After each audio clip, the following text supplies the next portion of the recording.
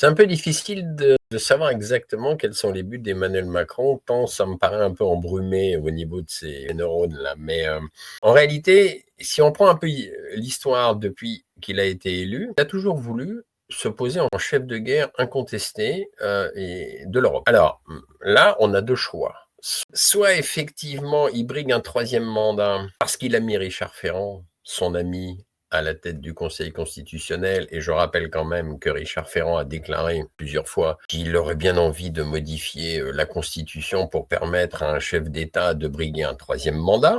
Donc ce n'est pas exclu. En plus, quand même, Emmanuel Macron, on en a parlé quelques fois, et je vais citer ses mots de mémoire, il a toujours dit que n'exercer que 2 mandats pour un président, c'était une funeste connerie, j'emploie ces termes, hein.